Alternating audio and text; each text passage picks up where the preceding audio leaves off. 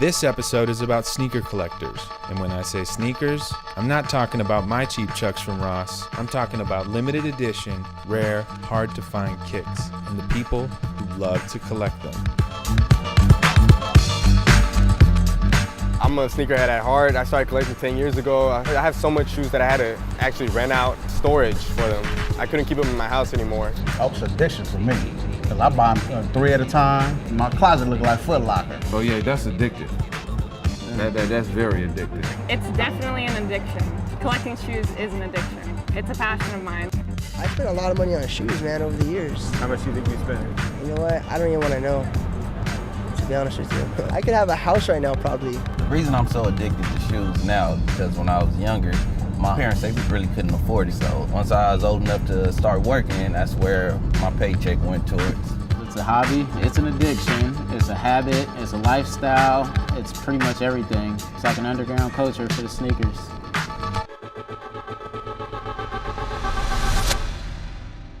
For me, it was all about Jordan, and I think that's the main way sneaker collecting started to begin with too, because it's kind of like this convergence of sports history, fashion history, and like hip hop history, all come through this channel of Air Jordan.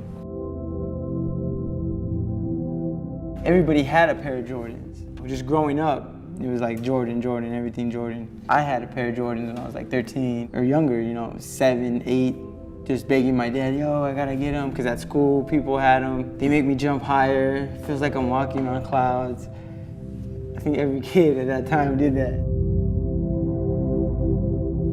Michael Jordan is the greatest basketball player ever played, and his shoes were always fresh.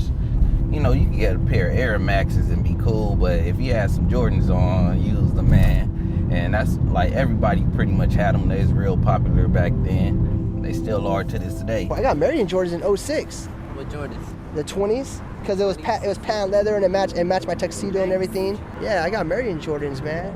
As a baby, my dad, he would always buy me Michael Jordans. So as a kid, I always wanted to be Michael Jordan. That's all I played in, that's all I knew. So when I tell him it was my dad's fault, he started all of this, he started the monster in this, and he says he didn't. He just said he bought him because Michael Jordan was the best player and I always liked him, so he would buy him. But as the game progressed in the shoe game, you had to keep up. You couldn't switch to going to like a Payless shoe. So now it's like I have to maintain that lifestyle, I have to keep them.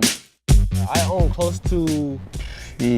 I probably have about 250 pairs. I haven't counted in a while, but I'm close to 70. 180 to 185 pairs of sneakers. A little over 90 pairs of shoes. Probably have over 80 or 90 shoes. My daughter right now, she has 47 pairs of shoes. 100 to 150 shoes. I would say about 150 plus. 90 pairs of shoes.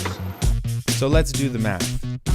That means that these 8 people collectively own 1,112 pairs of sneakers. And if each pair costs $100, then they've collectively spent a total of... Damn. It used to be really fun collecting shoes, man. It actually kept me out of trouble for a few years, and just over the course of time, man, just became really into money. It turned into just value, man. Just took all the fun out of collecting shoes, man. When I got my Kevin Durant Nurse, man, people had guns out there, and people were trying to take my shoes from me, and having that shoe in my closet, I didn't even want it there. I didn't want that shoe. It was just like so ugly to me, man. People collect organically, and then when the corporate side kind of catches wind, like, hey, people are buying this stuff, collecting it, then they start feeding into it. And then it just creates this like back and forth where people who weren't into sneakers could see firsthand that there was a lot of money in shoes. Like, you could buy a pair of shoes for $200 and sell it for $2,000. That's another cold part of the game. Now, most people just be trying to resell them, and that's why it's so hard to come across them these days. It's a great way for little kids to make money these days, like kids in high school and stuff like that.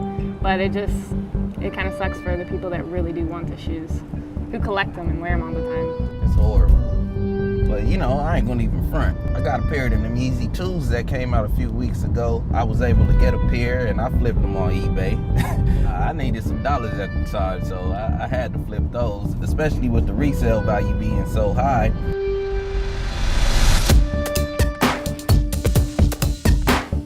This These shoes instantly went up in value tenfold. $250 retail, sold the same day for $2,200, $2,500, $2,800, $3,000. And the first pair went for 90 grand on eBay. But again, it's not so much about the shoe as it is about the story. A lot of people fought long and hard to get these. They actually have 18 pairs of shoes, and there's about 19 of us out here right now. This is like no other camp that I've ever been to. We actually have rules here. You have to be here at the top of the hour. There's no ifs, ands, or buts, no exception. If you're not here for a random checking, that 19 guys taking your spot and everybody's getting bumped up. In the 18 pairs of shoes, there's only size 8 through 11.5. And I'm a big person, I wear size 13, so what I'm gonna have to do for this shoe, unfortunately, I'm gonna have to buy this shoe any size, and I'm gonna have to find somebody to trade with. A size 13, I don't care if it takes me a year. I'm gonna get that shoe. You love the feeling, the rush you get when you get your hands on something you didn't have and you wanted. That's what sneakerheads really respect in the culture versus people who are doing it for money. People who really are into like having these like hard to find items just for the sake of having hard to find items. Being a sneaker collector means that you have to genuinely have a passion for it. You can't do it because of the hype, because you think everybody else likes a shoe. You just do it because you like that shoe.